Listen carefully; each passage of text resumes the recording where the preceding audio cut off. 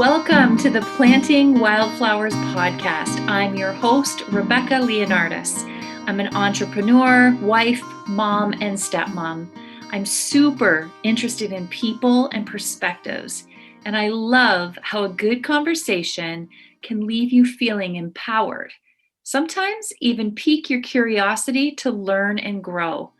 Mostly though, I love how really listening to one another opens up limitless opportunities for that beautiful sense of connection and community that we all love.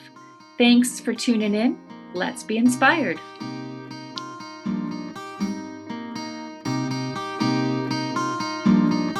Hello, everyone, and welcome back to the Planting Wildflowers podcast. I'm so glad that we're back together.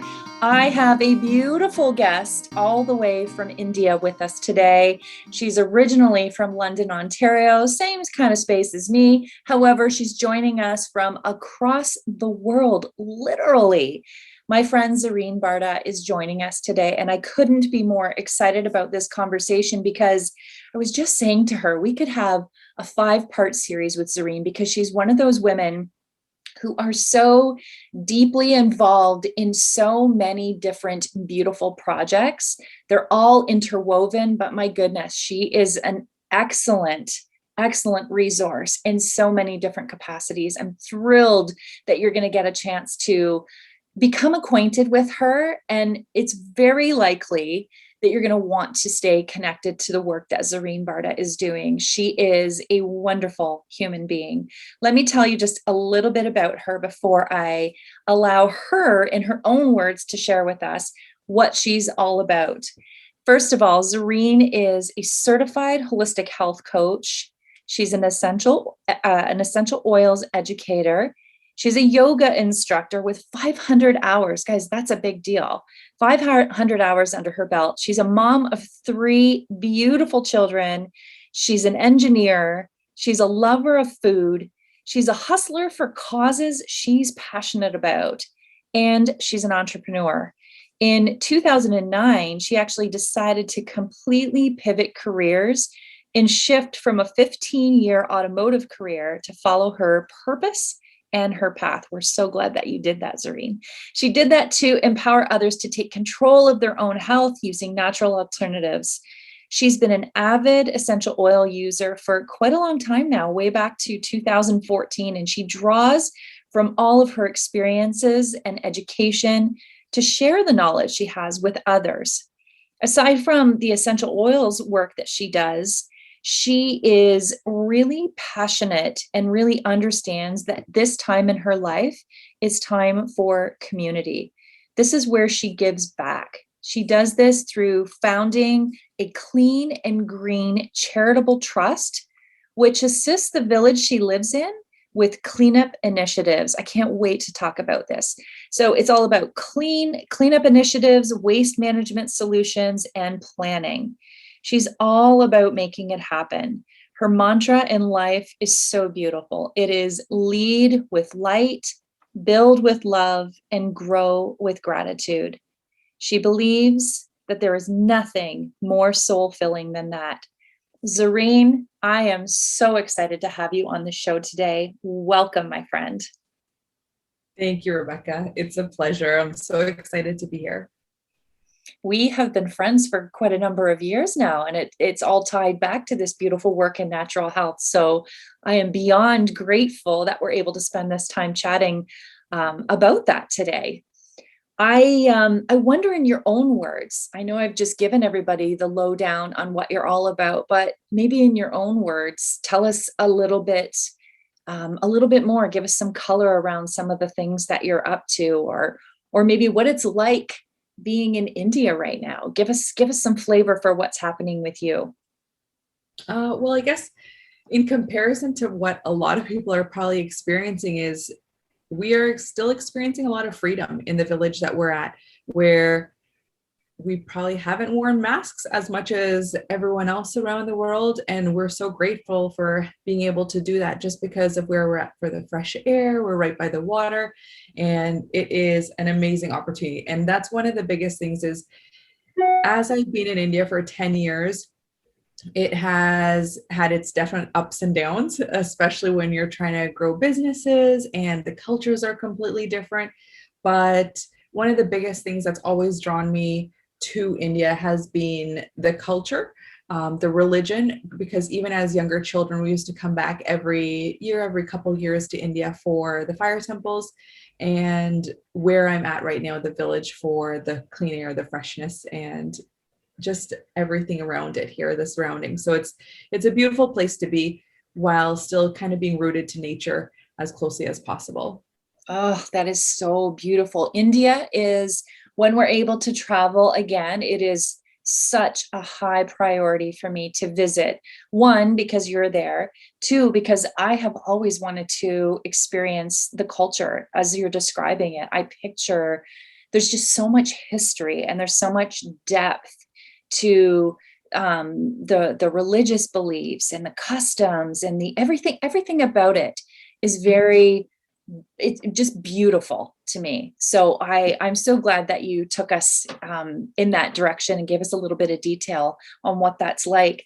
I hope that more of us have that opportunity, like you said, to experience the freshness and the freedoms that you just described. That seems to be a rarity these days. So thank you for reminding us that that is, in fact, a possibility around the world. I really love knowing that. Zarine, can you? We're going to start things off with just you giving us a little bit of background about how you are in the place you're in right now. I love the fact that you shared with us how it came to be that you're in India, but how is it that you shifted your life so massively from a career in automotive to this natural health? They don't seem to be aligned with one another, and yet, excuse me, somehow you find yourself in this beautiful space. And I'm a firm believer in everything you've done in the past has led you to where you're meant to be. So I know that there is a connection here, but I wonder if you would be so kind as to share with us the life experience or experiences that caused you to have this major pivot in your life. I know that some of it is not easy to speak of. You experienced tragedy, which prompted some of this pivot in your life. I wonder if you could just share with us just a little bit of that. Yeah, for sure. So I guess 2007 was probably like the biggest pivot where I did experience a deep tragedy where I had someone very close to me pass away. And from there, that kind of led me to yoga, because we'd always done athletics throughout our life growing up. It was always like baseball, basketball, soccer, some sort of sport. However, it wasn't as much yoga or the meditation aspect of mantras. Like we always had prayers at home, but it wasn't in the sense of like asanas, I guess, or restorative. So that's where that led me to a yoga studio in the US. So I was living in Michigan at that time for about 5 years before I moved to India, where the instructor that I was introduced to, or that I found or came across, I guess did a lot more heart opening, heart work, and different focuses for different poses that opened up your heart. And that's basically what had drawn me into yoga, was to basically heal my heart and to heal my soul and just heal myself. And that's kind of where there's always a time and place for everything. And I believe that you're always put on the path that you need to be, whether you realize it in that moment or not, but it's something that it's put there for you. And it may take you a couple years, or you may never even realize why you were on there. But that's kind of what our goal is to find out why we're here and why the path that we're given is actually given to us. So that's kind of where my yoga journey began. And then from there, I had actually the yoga teacher. I then went to another studio because I moved to another town in Michigan again. And from there, the instructor that I had was actually from India, and he was an engineer who left engineering to become a full-time yogi. Mm-hmm. And with that, that's who I had taken my first 200-hour course through. And that was in 2009 and 2010. So that's when I became a RYT 200. So that's kind of the journey that took me to health and wellness. But I guess growing up, my parents never really boxed us into, okay, this is your career, this is your path. You can't really have any other experiences or be artsy at the same time. Because I remember in grade 8, I won like an arts award, even though my main focus was like maths and sciences, and those were my fortes. And I think even my parents were shocked because my older sister is like an artist and my younger sister was like musically talented. So they were like, oh, well, where did you come from? Kind of. Where it's like complete sciences and then a total pivot for arts. And that's kind of where I love everything. Like there's so many different things that you can intertwine and work together, where just because you're an engineer doesn't mean you can't be well spoken, and that doesn't mean you can't be into arts or into other cultural, like finer cultural areas.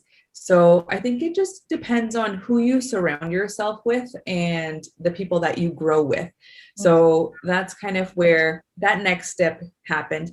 But the biggest thing was, I guess, what that tragedy taught me was open your eyes and open your mind to everything and all the possibilities that are there. Because previously I would get like a lot of anxiety, like if I had exams or different things coming up, where after that, I just didn't care. Like it was to the point where I could do things without having that anxiety or having like that after effect of getting like an upset stomach or something because of like anxiousness, where it was just that anxiety just kind of disappeared and I was like living life fully to a certain extent. And that's kind of where, if you ask any of my siblings or ask any of my friends, I would probably be the last person that they would have ever expected me to move to India. So really? that, yeah. Yeah, because like I am not into Bollywood movies. I'm not into like Indian anything. Like even after living in India for like 10, 11 years, I have maybe seen a couple Bollywood movies. I don't really follow any of the things. Even my husband's like, oh, you've been here for so many years and you don't even know all the holidays that happen here. And it's like, yeah, I just kind of live in my own little world, I guess. But it is what it is. So I'm still probably like the least person that you might expect in India. Like I haven't really changed in that perspective, but I've adapted to the cultures and the people around me.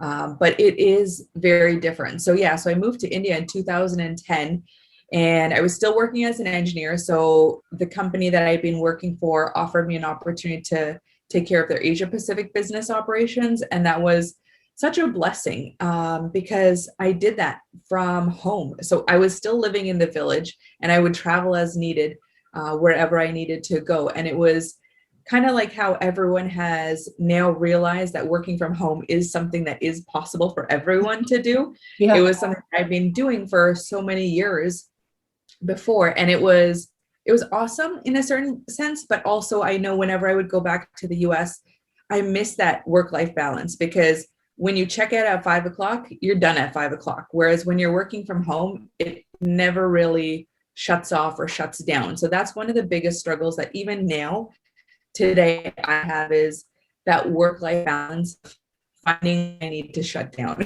when I need to turn off. Yeah. Because yeah, I think that's like a lot of things, a lot of people face that where when you are working from home, it's like sometimes your boundaries just slide. So that's one of the biggest things that I've been working on, and I know I need to work on more.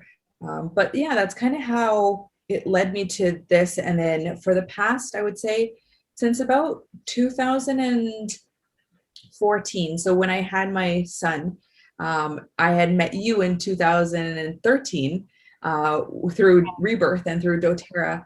And that was kind of one of the biggest things that changed my life. I know Rebirth, which is like a mom's resource center in London, Ontario, that played such a big impact in my life because I know after I had my son, there were so many tears like that went along with postpartum, with breastfeeding and the difficulties of it. And I know like if I didn't have like the lactation consultant that came home to help me, and if I didn't have the moms at Rebirth, things could have turned out a lot differently postpartum for breastfeeding and the relationships and stuff.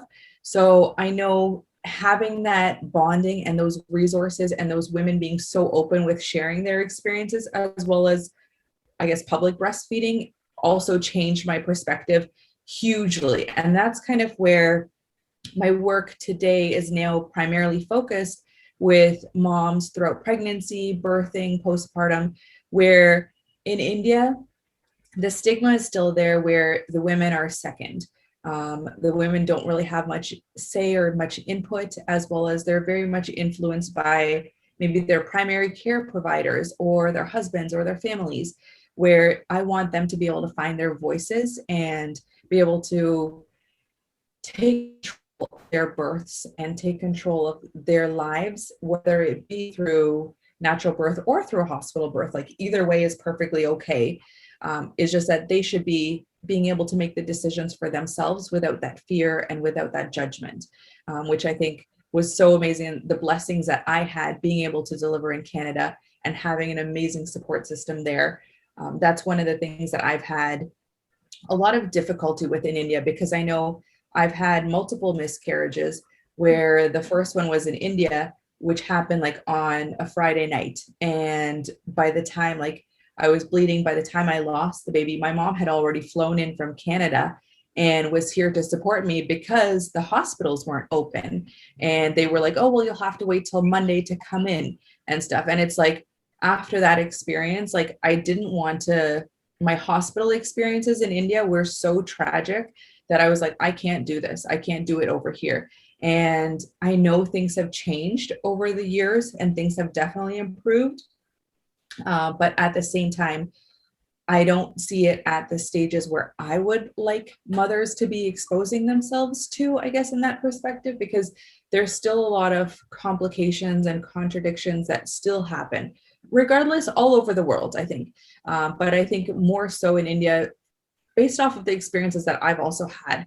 And that's kind of where I want to be this voice or this support for women to be able to do that. And I know over the years, I found such amazing network of women in India that are like doulas, naturopaths, Ayurvedic doctors that are all wanting to do the same things for moms and support them along that journey. So I think it's just finding and building those relationships that's so important. But I think we've completely deviated a bit. But yeah, that's kind of where I'm at right now, where I love like food, like the holistic food. I love like healthy food.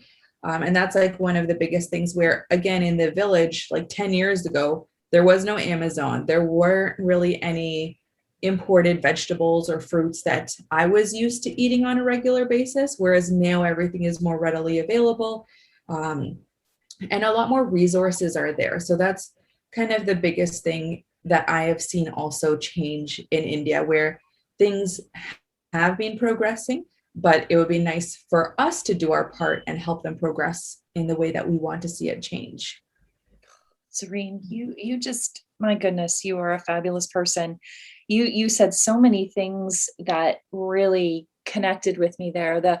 First of all, I need to come back to this idea of village, because I think the term village means something here in North America and means something slightly different in India. I think you're talking about a literal village, whereas sometimes we consider village a concept, like it takes a village to do something, but we don't technically live in a village per se. So I want to come back to that in a moment, but I also love the fact that you spoke about boundaries.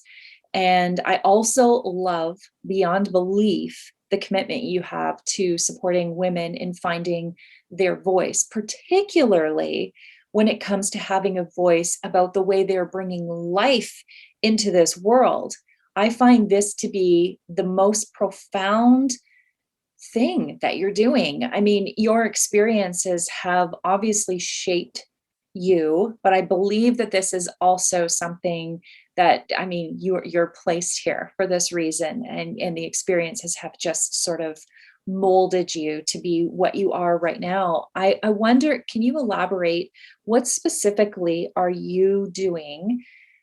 Yeah, I know you've mentioned several wonderful connections, and I love the idea of building connections with women who are specialists, like you mentioned, naturopath and doulas and other specialties. But what are you specifically doing in your natural health business that supports women in gaining access to that voice that you speak of, because I think this is maybe the most important work. Yeah.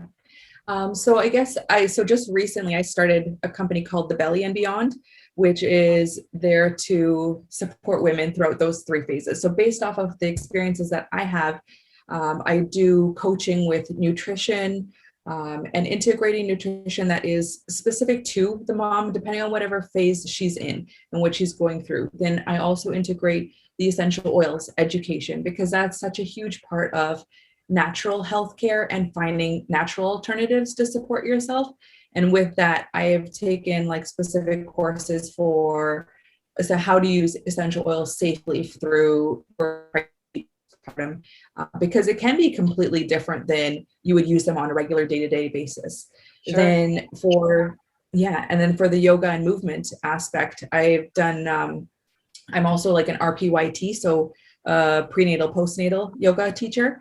So with that, that's where movement and exercise is such a big part of the bonding that the mother has with the baby, because I know women these days when they're pregnant, sometimes they're so busy with so many other things that just even having like 30 minutes or an hour of like an asana class or a yoga practice where it just helps build that connection. Because I know throughout my pregnancies, like for my sons, like the first like 41 weeks, I basically did yoga up until I delivered him, where with my twins, it was like at like 30 weeks, I was like, I can't bend over. So I was like, I'm done.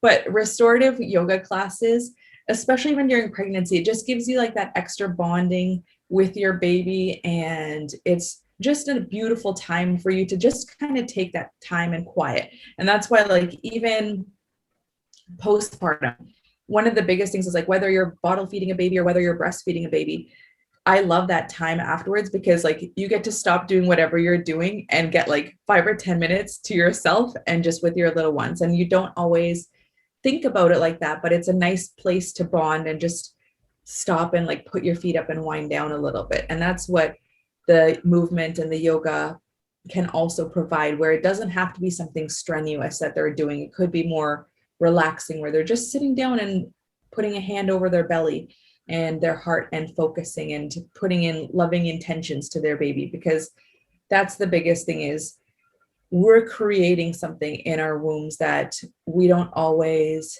realize how our environments and how our surroundings can affect the baby, whether we're angry or whether we're in a negative energy atmosphere, that all affects them. So even just putting in that positive energy and kind of instilling that in them kind of grounds them and brings them back, and they feel that love through you.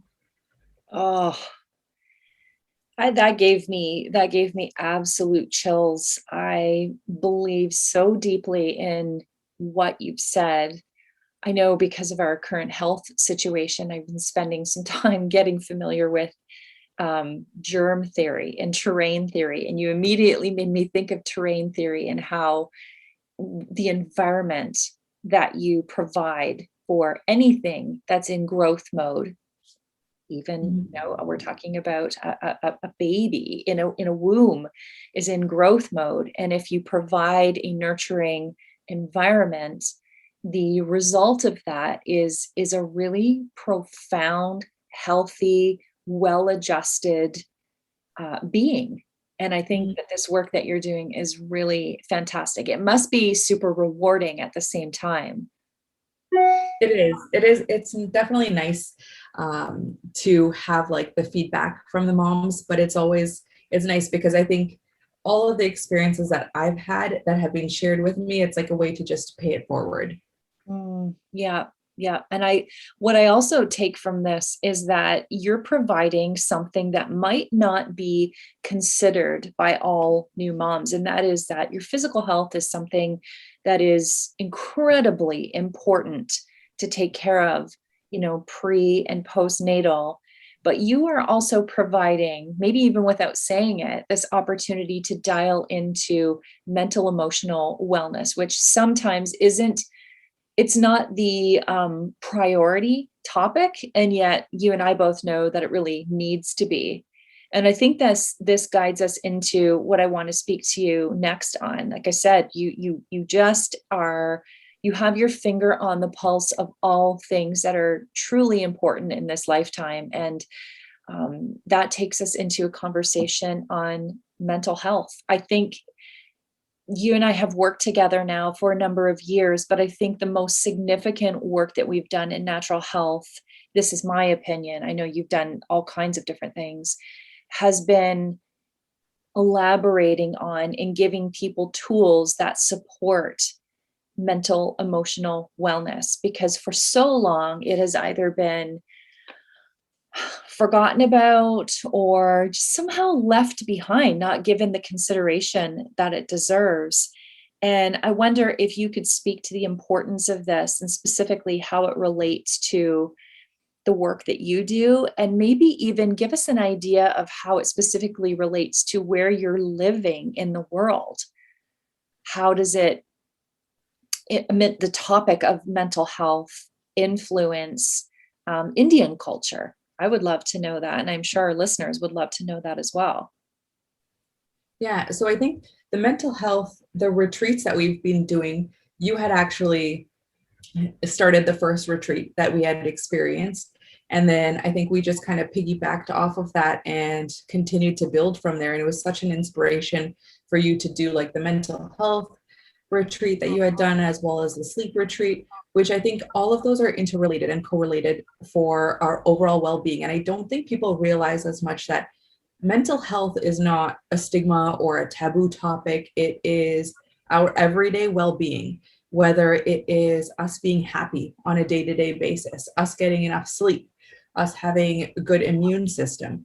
All of those interrelate into our mental health, whether we like to tag that health word with it alongside, because I know some people will like to call it mental fitness or mental wellness, but it's all impacts ourselves and our well-being from our inside out. And that's one of the biggest things where in India, I have found with the youth as well as the elderly, that it is still a stigma that needs to be changed. So that perspective needs to completely shift, where I think as soon as someone says, okay, is your mental well-being unstable, or I'm just not feeling well today, or I'm feeling very emotional, people aren't taught to express their emotions, or they're basically told, if you show me your emotions, I'm going to disregard them, number one, as like maybe an option, or ignore them, or basically tell you that you're acting ridiculous, or basically providing judgment on you. And that's like a few of the areas that when someone does try to speak up about it, those are the reactions that they get. And I think that perspective needs to change, where I had actually just done the podcast recording that I have coming out is with the Naz Project, where they are two girls that are in high school, I guess you would still say high school. So they're under 18, that have put this project together for youth because of the fact that mental wellness is such an important topic. And in India, it's something that people don't talk about enough. Schools don't talk about it enough, because in India, the education system is still very much of the mindset that your marks and your numbers that you're producing is what value you portray. And that's something that definitely needs to shift, because that is not who you are. That doesn't define who you are. People are so much more than a number. And I think that definitely needs to change, where people need to start saying that it's okay to talk about mental wellness. It's okay to say, I may be first in my class, but I'm struggling with other emotions due to me being first in my class.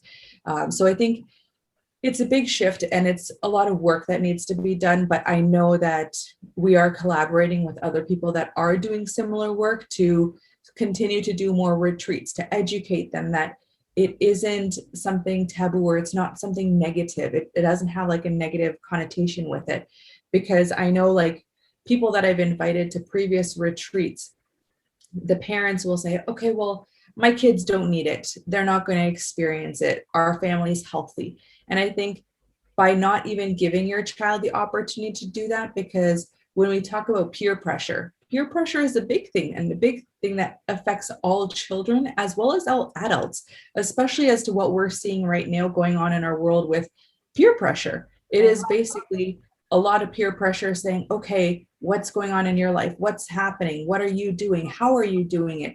And that takes a toll on people's mental health, whether they realize it or not. And it's also another thing is like in India, I don't read the newspapers anymore because they're so depressing. It's not just depressing, but it's like so much negativity that you're absorbing into. And it is scary. Like every time I would open up the newspaper, like there would be like pages of like rapes happening or like things happening to like younger children that are like 3, 4 years old. And these are things that, why are you filling your mind with all of this? So that's like the biggest thing is like, I don't typically read a newspaper in India because it's so, I guess it's detrimental to my mental health Mm-hmm. and my mental well-being that I don't feel like putting that into my system. So I think a lot more people need to be mindful as to what they're ingesting through what they're seeing, what they're reading, what they're taking in, and start shifting that and start talking about it more, because I know people don't like to address these topics. They like to push everything under the rug and say, okay, that's like one of the things with a lot of elderly is like, if we don't talk about it, it's just going to disappear. And that's not the case. That's not the case. It's very opposite to that, where it just kind of builds and builds and builds. And then it can either lead to resentment, it can lead to a lot more emotional turmoil. And I think is just finding different ways to address it. And whether that be through fitness, whether that be through oils, whether that be through Reiki, there are so many different areas of life that you can use to support your mental well-being for it. So I think it's just kind of touching upon each of those and educating people on those. I love it. And you said something that I didn't really even consider, but it makes perfect sense to me. You said that right now, well, you were speaking about the youth of India and how the concept of peer pressure exists. And you have suggested that this exists in our adult culture as well, worldwide. And I never really thought that's exactly what's going on right now because of current situations and everyone's perspective on what the right thing to do in terms of relieving ourselves from the issue of the pandemic. We are pressuring one another, and this peer pressure is happening not just in the media, but in our small, intimate groups, our friend groups in our neighborhoods. And this peer pressure is applying undue mental stress to all of us, which can ultimately, it might not seem like it's happening to you, but when you're put in a position where you're feeling judged, shamed, pressure of any sort, that is taking or is creating an impact on your mental wellness. And I love that you call that out. And I love that when you call something out, people will pause and become more mindful about it. So I appreciate you bringing that up. I also appreciate the fact that you've given us a couple of tips on how to manage or stabilize. I'm not even sure what the right word is, but how to support, I guess is the best word, our mental wellness. And you suggested Reiki, you suggested movement, yoga, or whatever kind of movement feels best for you in your body. And I believe that this is the right trajectory for supporting mental wellness. Our essential oils. I think that's the first thing you and I probably reach for. What's easier than taking a lid off of something and smelling it and creating an impact without doing anything else besides breathing? It's a powerful thing. And I love how you have integrated this into the work that you're doing with women and supporting women and bringing new life into the world. I love how you're applying all of these techniques with your children. I know being a mom is number one priority. I mean, it all starts under our own roofs, and you apply everything that you teach to other people, you practice in your own home, which is a key thing that I'm not sure all of us do. We're very good at giving advice, but we're not excellent yet at practicing what we preach under our own roof.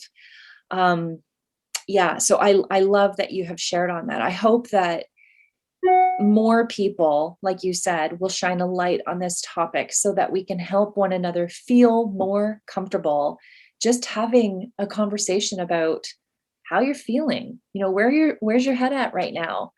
Zarine, you and the other girls on our doTERRA team were incredibly supportive of me in understanding and finding my comfort with this, because this is not an arena I wanted to be in. I did not want to talk, not because, well, I don't know. I don't know what the reason was that you used the word stigma. And I think somehow that stigma attached itself somewhere in my life until I lost someone due to mental wellness issues. And it was like, okay, you either stay where you are or you find a way to move through it. And you and the girls that are part of our community were instrumental in making that happen. So I love that this is the work that you do.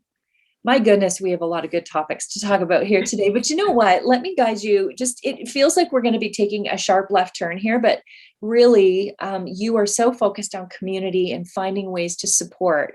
You are also deeply involved in supporting the community in which you live with I was going to say green cleaning, kind of cleaning up, green initiatives, composting, recycling initiatives, things of that nature. And I think if you could shed some light on that for us, that would be really powerful. Tell us what you're up to these days. So it's a Clean and Green Public Charitable Trust that myself and a few others have founded. And it is basically to fill the gap that we've seen in the village over the years where there just isn't a waste management solution, where currently right now, everything is being dumped to the water side, to like the beachfront side. There's like one section. So the water is going to tell you where it needs to go. And the garbage is basically going to be pulled into the water. And then on high tides, it's basically spat back out. And it's kind of like the water's angry voice telling you, I'm going to pull it in and throw it back at you. So it is something that is very meaningful for us to be able to give something back to the community and to make sure that the village and the place where we're living is actually going to be sustained for the future and for our children and for the next generations to come, because this village has been around for years and years, for centuries. So it's also, we need to start going back to recycling and being more mindful as to the waste that we output in our lives, whether it be through plastics or through different cardboard. But that's kind of where there's a couple different aspects with it. So there's like the waste management, where we're trying to put into play a garbage facility. So an actual waste management facility where they're able to dispose of the waste in a meaningful way, but it's also trying to educate people to not throw things on the ground. And one of the biggest ways that we've been trying to do it, and we found has the biggest impact, is working with the younger schools. So the primary schools and the elementary schools and the high schools, and educating the children, because they're going to be the ones to go back and tell their parents, Mommy, don't throw on the ground, or Daddy, don't throw this out. It has to be recycled. So it's just kind of starting from the ground up and starting with our current generation to educate them and providing them with different incentives. So because it is a smaller village and it may not be as financially thriving, so giving them incentives of like backpacks or shoes or hats or different things for them to participate in the cleanup drives that we do. So we actually take the kids around the village and do these cleanup drives where they're actually picking up the garbage off the sides of the roads and putting it in. And we've done like tractor loads full that we're finding. But there's also a lot of animal pollution, I guess, if you could say it in that sense. Not to be negative about that, but it's also, we've had a lot of farmers that used to basically manage the cows here, where they have passed, but the cows are now just roaming on the streets. So no one is there to really take care of them. So the cows are also eating garbage, taking garbages out of the garbage cans. Oh my God. Similar to like how in Canada you have bears and then you have like the bear locks on the bins. So we need like little cow locks kind of to protect the garbage from being pulled out. And then the dogs will either jump in, or the cows will they'll actually we'll watch them knock over the bins and stuff. And it's kind of where we need to also find other alternatives to either find open forest land that way they can go back to during the night, so that way they're not just roaming the roads for food, because you'll see them eating the garbage, you'll see them eating plastic bags. And Oh, this is where a lot of the vets will say here, even if they operate on a cow, they're going to be finding about 3/4, like how I think a cow has 4 stomachs, 3 of the 4 stomachs is going to basically be full of plastic and garbage. So that even if they do clean it out and operate on that cow to remove it, if they do that, the cow is just going to die because they're going to just consume more plastics again. And that's where it's such a sad state where we're trying to manage that waste management so that it doesn't go into their stomachs, it doesn't go into the animals, it doesn't go out onto the roads and then affect everyone in return. So the whole ecosystem, I guess, in return, by us actually putting garbage where it belongs is the biggest thing. So that's kind of the intention for the foundation, the trust that we've created for supporting the village. And education is a big part of it, because no matter how many cleanup drives we do, if we're not educating people about it and making them aware, it's never going to change. Zarine, is this something like this charitable foundation that you're speaking about that has created this movement to the cleanup effort in the village? This is something that you inspired, correct? Yeah. So I'm like the main founder. And then we gathered like a few of the other locals that were wanting to kind of participate in the same cause. So we have eight trustees in total for the foundation. And then we have other working members as well that are participating in it. So we're always looking for more volunteers and working members, but that's kind of where we're hoping to start. As we start having more years under us, we're hoping to get CSR funds from companies in India, where basically every larger company, if they earn a certain amount, they need to give back to an environmental cause or pay a certain percentage to the government. So this is where we're always like looking for CSR funds that are coming in, or donations to come in to either buy other machinery or like another tractor to basically collect more garbage, as well as get more manpower. Because here, manpower is one of the biggest things where people think that, okay, touching garbage or picking it up is like dirty, whereas like throwing it on the ground doesn't seem dirty to them, which kind of blows my mind. But it's like, if you pick it up and actually put it in the garbage bin, it's better for the environment. But it's also, people don't respect the people that are collecting garbage, whereas like all over the world, mostly people that are garbage men, garbage women that collect the garbage, they earn quite a bit of money and are actually able to make a living off of it. Whereas the garbage collectors that we have right now, the financial support and I guess the community support that they have isn't really there to support them to be as optimally fit as possible. So that's kind of what we're hoping to change as well, to bring on more workers and to actually give them the respect that they deserve, because they're actually picking up all of our crap. So I think we need to show a little gratefulness to the amount of work that they do on a daily basis. A complete mindset shift is required in that sense. And I applaud the people who are willing to do that work, knowing that they're not respected the way they deserve to be. It takes a person of high integrity to continue doing that work.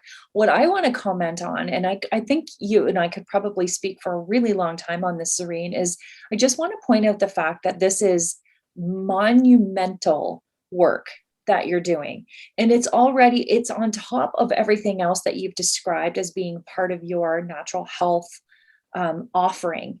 You operate in so many beautiful ways. And I just want to remind the listeners that if you have this thing that you are super passionate about, that you believe needs to happen in the world, it takes one person, it takes you to inspire an initiative that would grow and have the magnitude of effect that you're describing, Zarine. It takes one person to decide this needs to happen.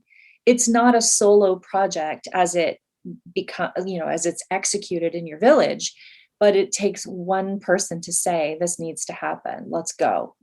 And I just want to say congratulations, and how much I admire you for being that person who has the courage to say this needs to happen. There's, well, yeah, it's truly, truly special.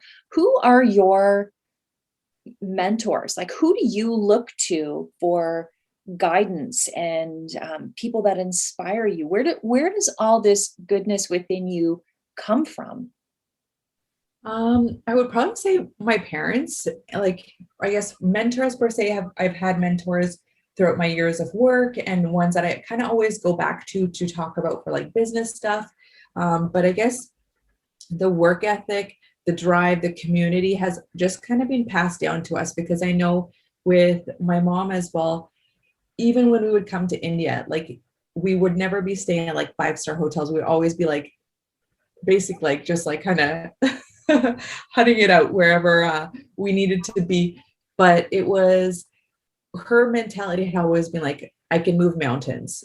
So I have seen like the, if someone asks her to do something, or if she gets an idea in her head, like she will move those mountains.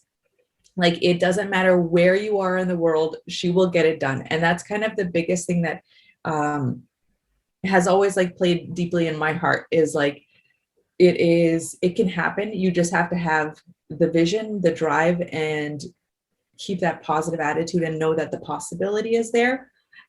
Because yeah, I know that's probably one of the biggest things. And she's probably one of my biggest inspirations as to just the work that she is constantly doing, as well as the love that she has behind it. And it's like always been just from the heart. There has never been any monetary incentivization or anything else behind it, other than just like a golden heart, I guess, per se.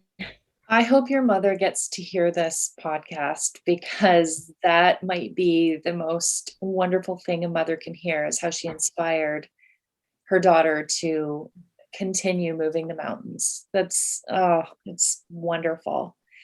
We're going to be wrapping things up here shortly, Zarine. I want to make sure that the audience knows exactly how to remain in contact with you, whether their interest lies in the Belly and Beyond, or whether their interest lies in the work that you're doing with doTERRA, or whether the interest lies in your Clean and Green Charitable Trust. I want to make sure that we offer all of that up, and it will definitely be in the show notes.